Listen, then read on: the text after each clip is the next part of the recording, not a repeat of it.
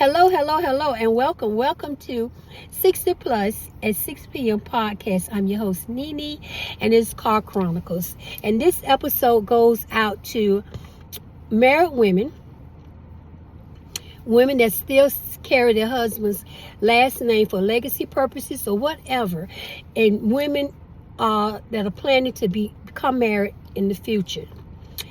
Now, this administration ran on Christianity. But they have snuck this administration, these Republicans that you guys voted in to control the whole United States, the House, the Senate, and the presidency. Yeah, those guys and gals, because we got some pretty rough Republican women that don't believe in women having their own right to choose and right to vote. Okay, this is what's in the SAVE Act, so please pay close attention. If your last name don't match your birth certificate, you will not be able to register to vote. If your last name don't match your birth certificate, you will not be able to vote. Because if the bill passes, they're going to send everything back to the states. And the state is going to have all these people purge the voting system. They're going to go in there and they're going to go tick for tat. And if your last name on your state ID isn't the same as on your birth certificate, you're not going to be able to vote, nor are you going to be able to register to vote if it's time for you to re-register, or if you decide to register, or if you move or need to make any changes to your voter's registration. That voter's registration is going to be locked down because your last names are not matching. But they're so Christian, right? They ran on Christianity and you guys went for it. They're actually really monsters. But you guys are saying this administration so into Christianity, but they want to take your right to vote. And then they snuck it in there.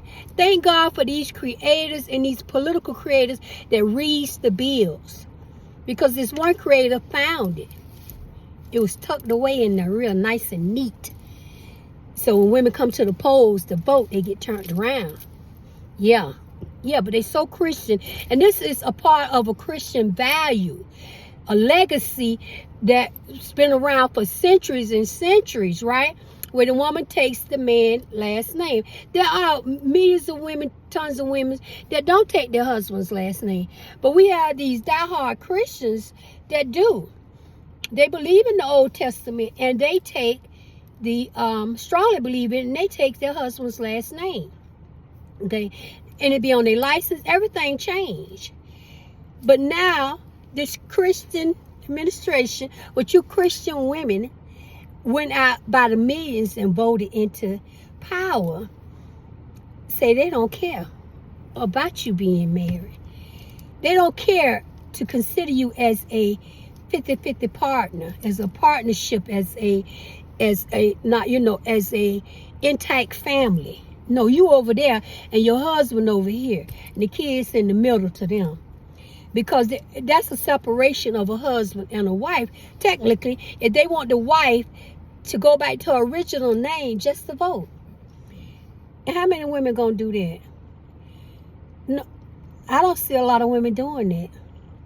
You know, a lot of women believe in that Christianity ideology of carrying the husband's last name. But you guys voted into them. So to all the women and Christian voters, whomever voted for this administration, all the women, shame on you. Shame on you. Because guess what? You can't hide behind your husband. Okay? You hid behind your husband, ran to that booth and voted for him and his values. And now you out in the cold.